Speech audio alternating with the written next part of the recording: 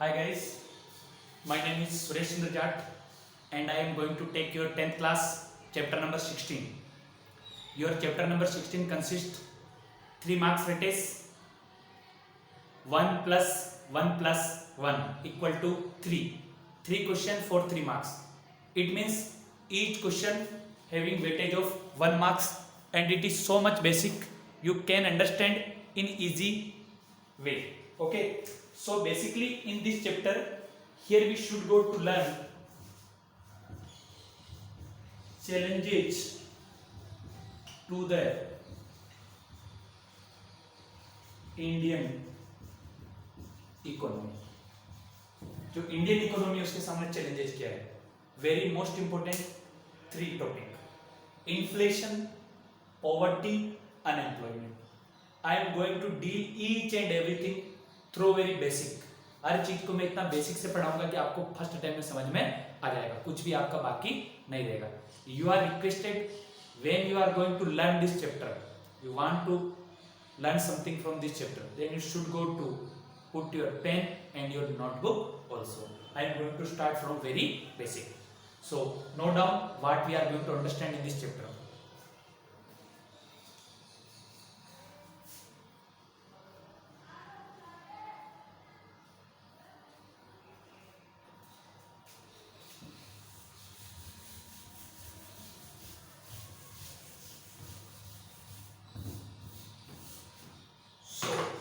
First word is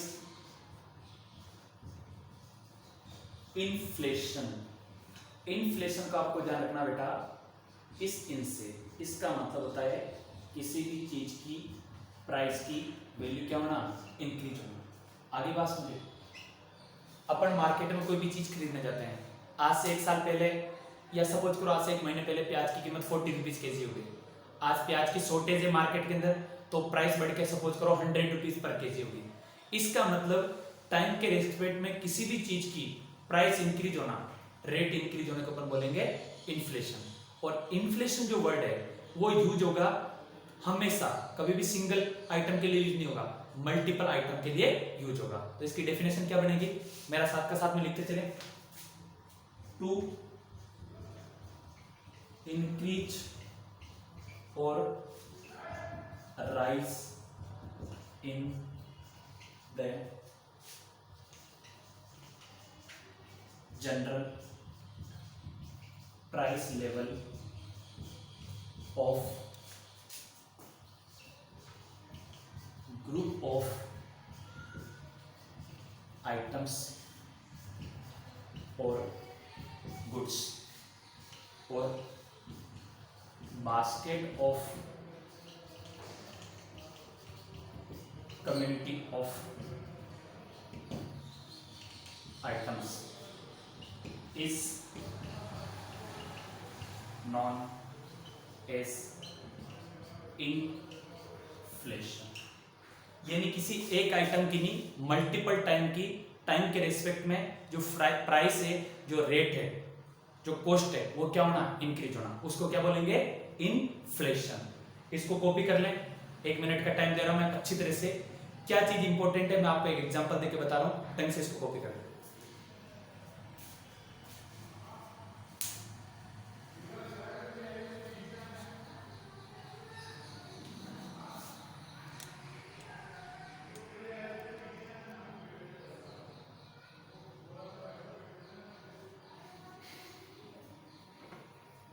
I hope आपने copy कर लिया होगा.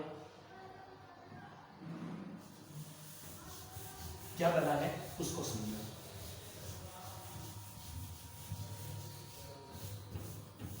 सपोज करो आप अपनी मम्मी के पास में रिलायंस फ्रेश मार्केट गए बाजार में कुछ लेने के लिए. लास्ट मंथ मम्मा ने जो आइटम खरीदे थे उनकी कॉस्ट, लास्ट मंथ का जो बिल है वो आपकी क्या है, 5000. सपोज करो मंथ चल रहा है जून, इसकी बात करते हैं. मान लो आप मम्मा के पास गए, मम्मा के साथ गए रिलायंस फ्रेश मार्केट में. आपने की खरीदा, ऑयल, राइस, फ्लोर, शुगर,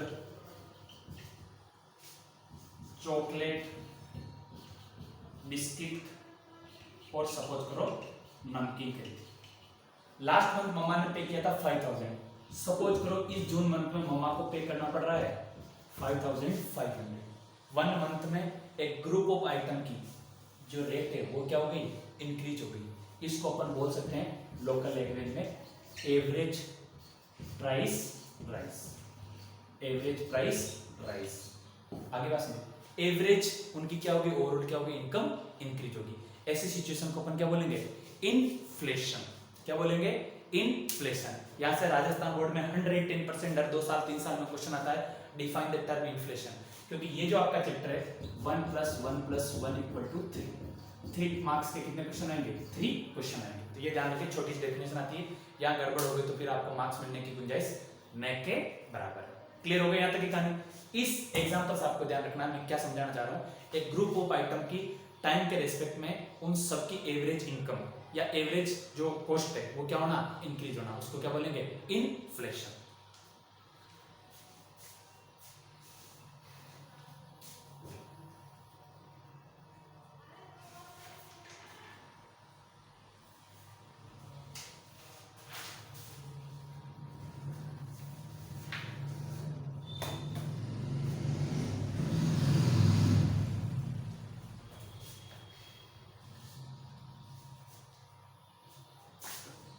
चलो अब यहाँ पर एक वर्ड यूज आया, उसको भी यहाँ पर क्या छोटी छोटी टर्म है, इकोनॉमिक स्टफ नहीं, बच्चा क्या रटने की कोशिश करता है, आपको रटना नहीं है ना, आपको एक एक लाइन को एक एक वर्ड को पकड़ के चलना है, ठीक है।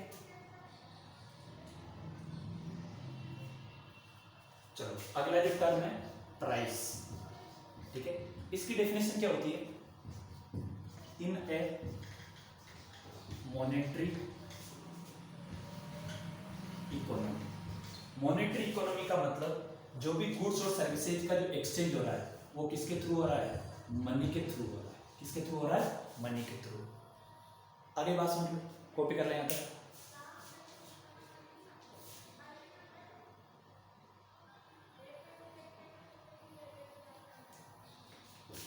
The value of particular goods and services, कोई भी आप पर्टिकुलर गुड्स और सर्विसेज खरीद रहे हो उसकी वैल्यू की बात कर रहे हैं।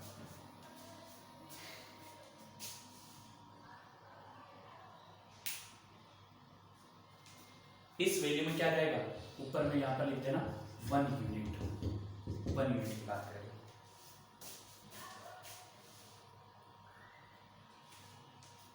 ये किसके साथ एक्सचेंज होगा, which is exchange, exchange, exchange का मतलब आदान प्रदान करना, with the units of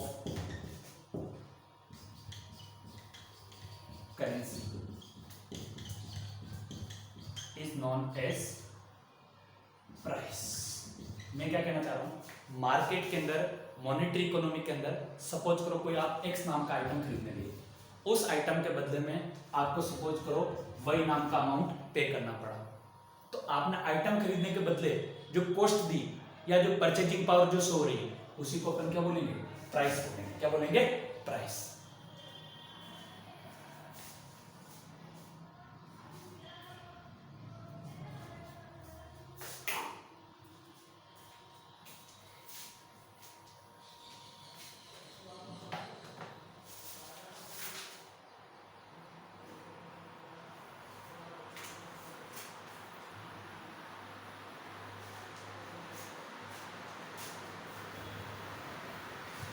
next जो हेडिंग है उसकी तरफ फोकस करें।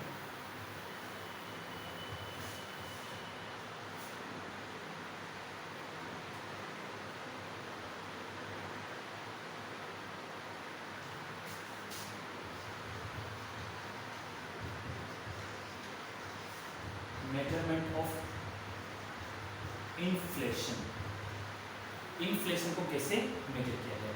एक नंबर पूछ सकता है कि मेजरमेंट ऑफ इन्फ्लेशन करने का क्या सोर्स है, इसमें 3 इंडेक्स यूज होती है, पहले इसको कॉपी कर लें हेडिंग को।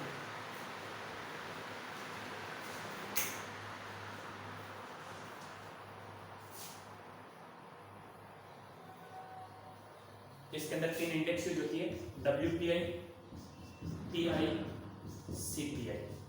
इसको अपन बोलते हैं होलसेल प्राइस इंडेक्स, इसको बोलते हैं कंज्यूमर प्राइस इंडेक्स।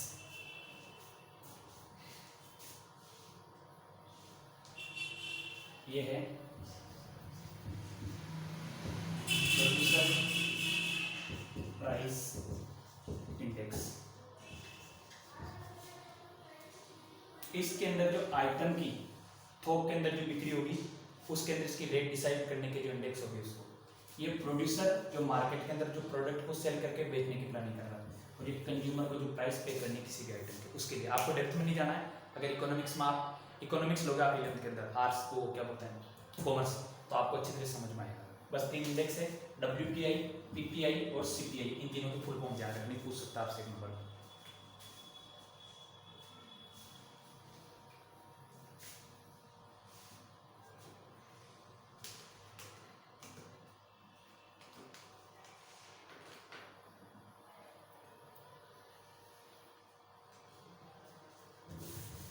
चलो यहाँ तक का काम कंप्लीट हो गया। अब इंडिया में जो इंडिया के अंदर जो मेजरमेंट किया जाता है इन्फ्लेशन इन इंडिया, वो किया जाता है WPI। ये आपको ध्यान रखना, एक नंबर बोर्ड में छोटा सा क्वेश्चन पूछ सकता है कि how we measure inflation in India. वो मैंने पहले बताया था, WPI, CPI और PPI वो पूरा वर्ल्ड वाइड एक्सेप्टेड सिस्टम है। इंडिया के अंदर जो कैलकुलेट किया जाता है वो WPI से, wholesale price index is the measurement of inflation in our country India. ये कहना चाह रहा हूं, समझ में आ गई कहानी? कॉपी करें इसको।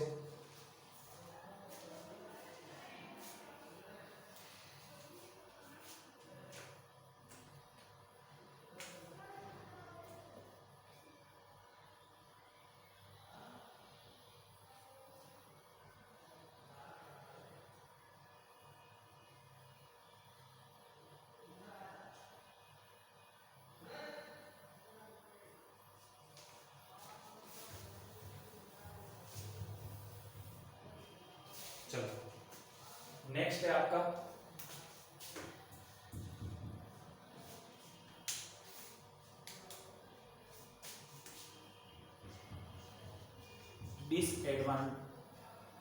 Advantage of inflation. इन्फ्लेशन से अपने को क्या डिसएडवांटेज है, इसको समझने की कोशिश करो। पहला, मार्केट के अंदर प्राइस क्या होगी? इंक्रीज हो जाएगी। आगे बात सुनिए, प्राइस इंक्रीज होगी, इससे जो पब्लिक है या जो सिटीजन है उनका जो इकोनॉमी वो क्या हो जाएगी? अनबैलेंस्ड हो जाएगी।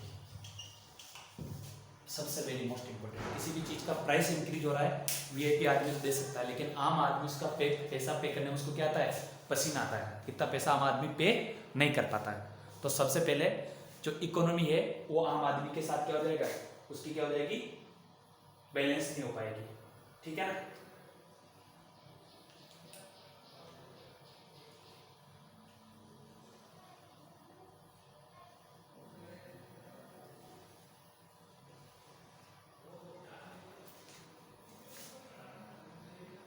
दूसरा ये है, इससे क्या होगा?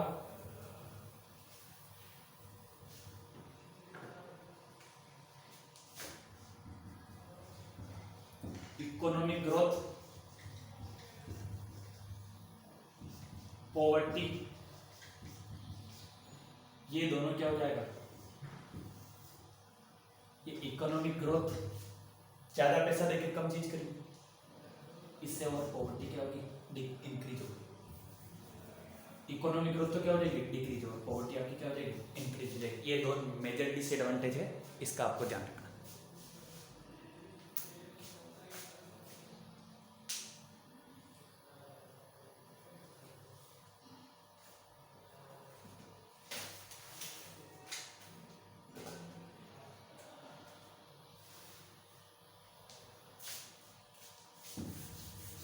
ये आपका बेसिक अंडरस्टैंडिंग के लिए बताया।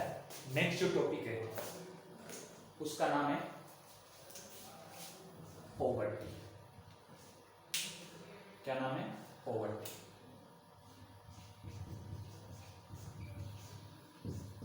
पॉवर्टी का मतलब क्या है?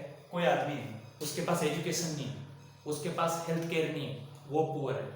पॉवर्टी का मतलब रहने का मकान नहीं है, पहनने को कपड़े नहीं है, 2 टाइम का फूड नहीं है, वो भी क्या है? पुअर है। वर्ल्ड वाइड जो एक्सेप्टेड डेफिनेशन है वो ही देखना है, पॉवर्टी कैसे डिफाइन करना है।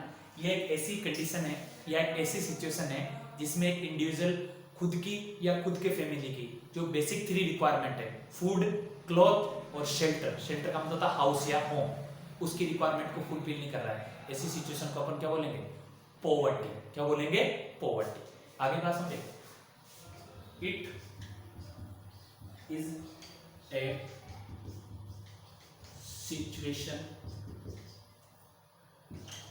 in which one individual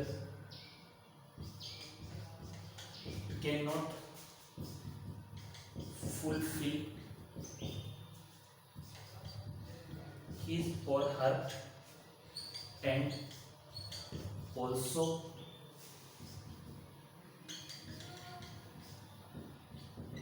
families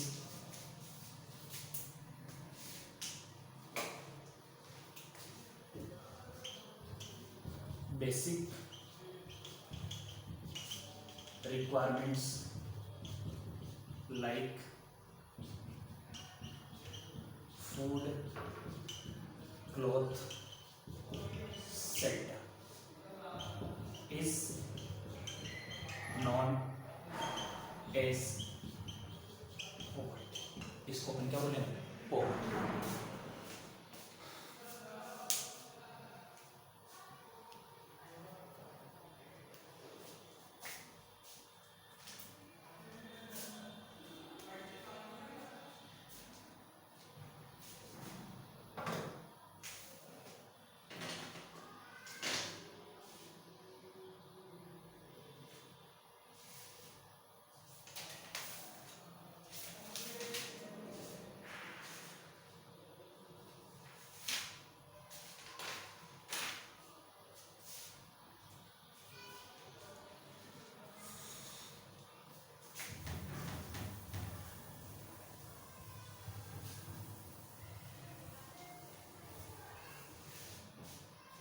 next, हमेशा बोर्ड में पूछा जाता है कि जो पॉवर्टी मेजरमेंट है उसका काम इंडिया के अंदर कौन करता है? Who measure the poverty in India? आपको जो डिपार्टमेंट है उसका नाम ध्यान रखना है,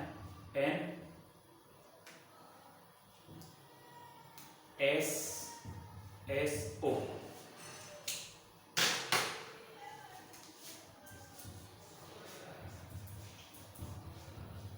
नेशनल सैंपल सर्वे ऑर्गेनाइजेशन, ये डिपार्टमेंट का नाम है जो किसको मेजर करता है? पॉवर्टी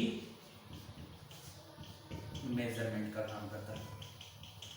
ये 1 नंबर में पहले भी पूछा जा चुका, 7-8 बार राजस्थान बोर्ड में, इसका आपको ध्यान रखना है। Which department calculates about the poverty related data? Your answer should be NSSO, National Sample Survey Organization।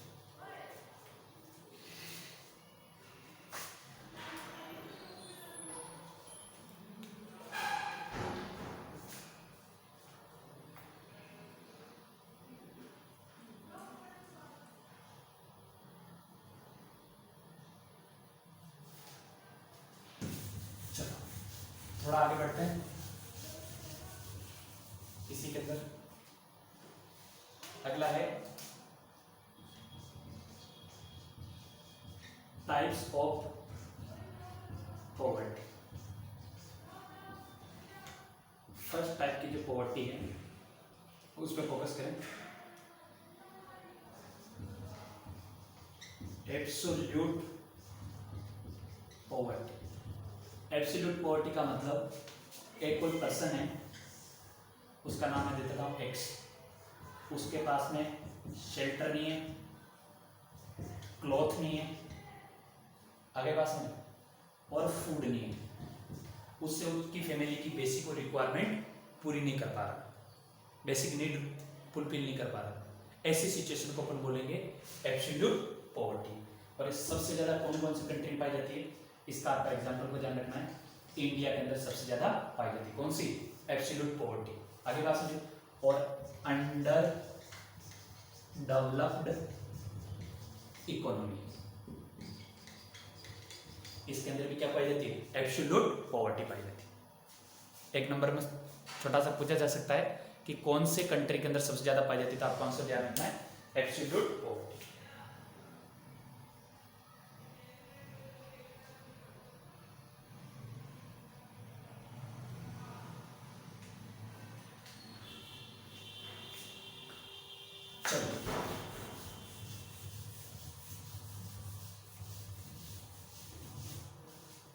Second number पे है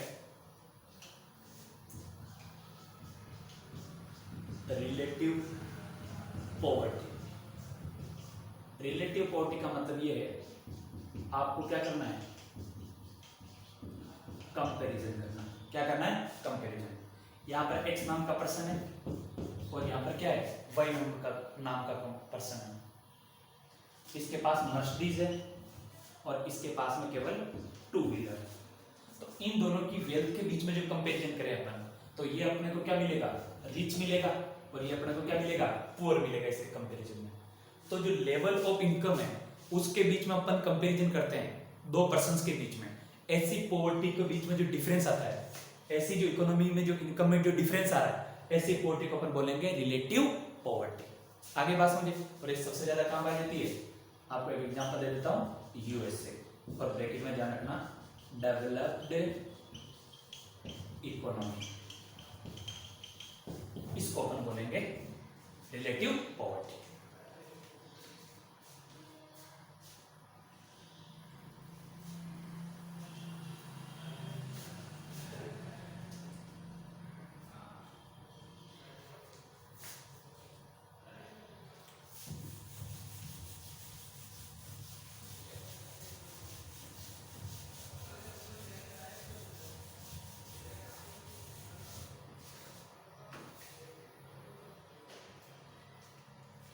नंबर जो थर्ड है वो आपके सिलेबस में तो नहीं है, लेकिन आप थोड़ा सा ध्यान रखे, पूछ सकता हो, सब्जेक्टिव पॉवर्टी। देखो सपोज करो ये 2020 चल रहा है, किसी आदमी की जो अभी प्रेजेंट टाइम में इनकम है वो 1 करोड़ है। आगे बात समझो, सपोज करो 2025 में उस आदमी का बैलेंस या उसकी इनकम 50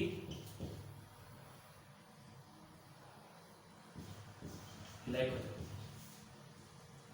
तो टाइम के रिस्पेक्ट में यहाँ पर वो क्या हो रहा है, पुअर हो रहा है, यहाँ पर वो क्या था, रिच था, और यहाँ पर 50 लाख उसकी इनकम क्या हो गई, डाउन हो गई। तो टाइम के रिस्पेक्ट में किसी भी आदमी की इंक्रीज डिक्रीज जो इनकम है वो क्या होना, डिक्रीज होना। अभी आदमी की इनकम कितनी है, 1 करोड़ थी 2020 में, 5 साल बाद उसके आदमी की इनकम होकर क्या जा रही है, 50 लाख जा रही है। यहाँ 50 लाख का जो गैप आ रहा है, डिफरेंस आ रहा है, यानी टाइम के रिस्पेक्ट में खुद आदमी अपनी इनकम अपना क्या हो रही है, डाउन हो रही है। किसी भी रीजन से हो सकती है, ठीक है ना, उसके पास पैसे नहीं हो, इकोनॉमी में जॉब नहीं हो, बिजनेस नहीं चल रहा हो, आगे बात समझो, उस टाइप की पॉवर्टी को अपन बोलेंगे सब्जेक्टिव पॉवर्टी।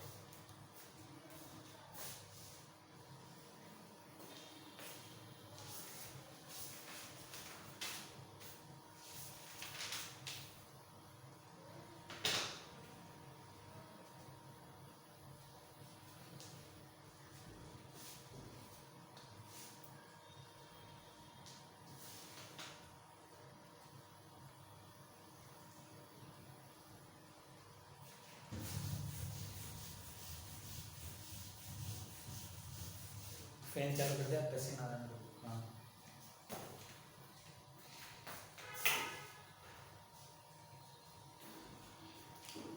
नेक्स्ट आपका टॉपिक है अनएम्प्लॉयड मैन। कोई एक्स नाम का इंडिविजुअल है, कोई एक्स नाम का इंडिविजुअल है, वो जॉब के लिए क्या है, अवेलेबल है।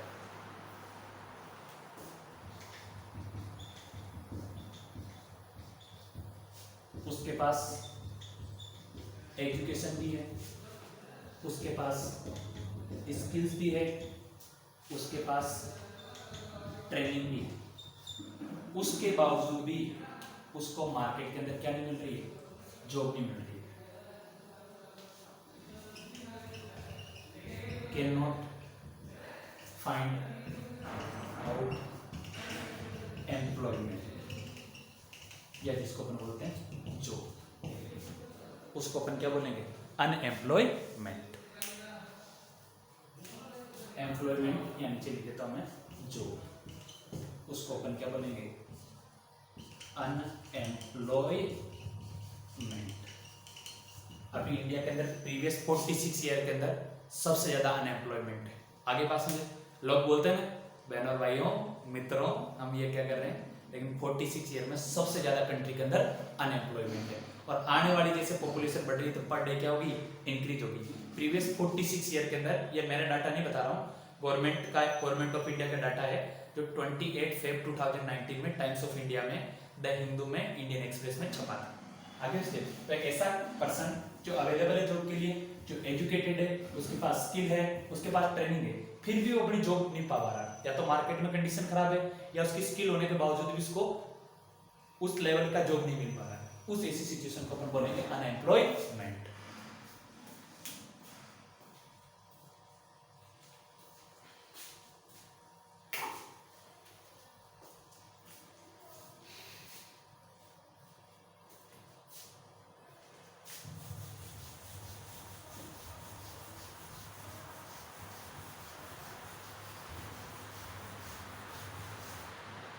इससे पहले मैंने आपको चैप्टर नंबर 14 पढ़ाया है, उस चैप्टर को आप अच्छी तरह से पढ़ के चैप्टर को चालू करें ताकि आपको दिक्कत नहीं हो। अब इसका भी जो आंकड़ा जो कलेक्ट करेगा, डेटा जो कलेक्ट करेगा, वो कौन करेगा, NSSO, किसका, अनएम्प्लॉयमेंट। आगे बात समझो, कौन करेगा, NSSO।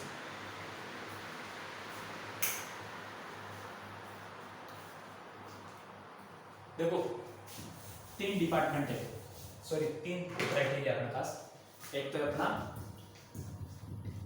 नेशनल इनकम, आगे बात समझिए, एक है आपका पॉवर्टी और अगला है आपका अनएम्प्लॉयमेंट। इसको जो कैलकुलेट करता है वो करता है CSO, सेंट्रल स्टैटिस्टिकल ऑर्गेनाइजेशन, ये मैंने आपको पहले बता दिया। इसको करता है NSSO और इसको भी कौन करता है, NSS। अभी मोदी गवर्नमेंट ने क्या किया, इन दोनों क्या कर दिया, मर्ज कर दिया और एक ऑफिस बना दिया CSO, जिसको बोलते हैं सेंट्रल स्टैटिस्टिकल ऑफिस। आगे बात समझे, मोदी जी बोलते हैं बहनों और भाइयों मित्रों, दो डिपार्टमेंट की जरूरत नहीं है, एक डिपार्टमेंट से अपना काम चल जाएगा, फिर चल जाएगा। तो क्या करने का, CSO और NSS को मर्ज कर दो। अब जो करेगा वो सेंट्रल स्टैटिस्टिकल ऑफिस इसकी कैलकुलेशन करेगा।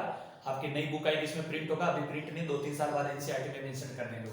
तो national income CSO, poverty NSSO, unemployment NSSO, ये तीनों ध्यान रखना। मैच द फॉलोइंग करके आपको क्वेश्चन नहीं देते, ये दो नाम देके सामने मैच द फॉलोइंग में पूछ सकता है 1 नंबर या 2 नंबर, ठीक है, इसका ध्यान रखना कौन सा डिपार्टमेंट क्या करता है।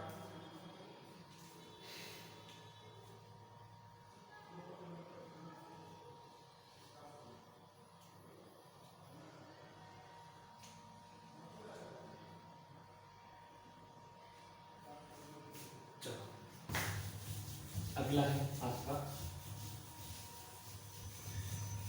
जो नाम है वो है टाइप्स ऑफ अनएम्प्लॉयमेंट। फर्स्ट है number 1 seasonal unemployment.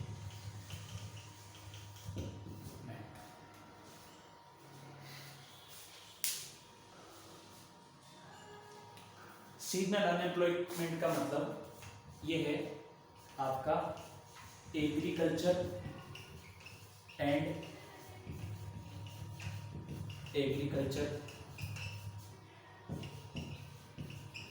Best industry में पाया जाता है। आगे बात समझो, क्योंकि जैसे ही रेनी सीजन होगा जॉब स्टार्ट हो जाएगी, किसके लिए? फार्मर के लिए, आगे बात समझ। लेकिन जैसे ही रेन ऑफ हुई, हार्वेस्टिंग हुआ, नेक्स्ट सीजन की क्रॉप आने के लिए अगर पानी है तो विंटर में क्रॉप आएंगे, बाकी 6 महीने 7 महीने जो आपका फील्ड है, खेत क्या रहेगा? खाली पड़ा रहेगा। सेम वो का वो किसका है? एग्रीकल्चर बेस्ड इंडस्ट्री का। एग्रीकल्चर चलेगी तो होगा, बाकी नहीं होगा। और ये इंडिया में सबसे ज्यादा पाई जाती है, highest in India, agriculture and agriculture based industry. इस टाइप की जो अनएम्प्लॉयमेंट है इसको अपन बोलेंगे सीजनल अनएम्प्लॉयमेंट।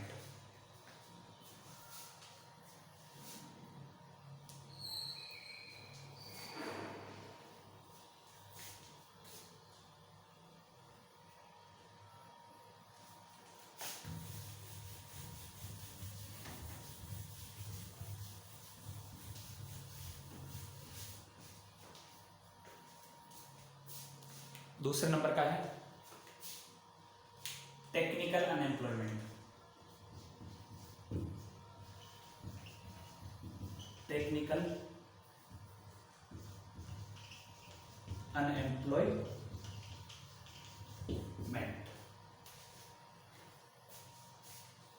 इसके अंदर क्या है? जो मेन काम कर रहा है आदमी, उसको अपन रिप्लेस कर देंगे किससे? मशीन से। मान लो रोबोट लाके लगा दिए, उस केस में आदमी को कहाँ भेज देंगे? होम पर भेज देंगे, तो वो क्या हो जाएगा? अनएम्प्लॉयमेंट हो जाएगा उनका। यानी टेक्नोलॉजी यूज करके मेन को आप क्या कर रहे हो? रिमूव कर रहे हो, वहां पर जो काम करवा रहे हो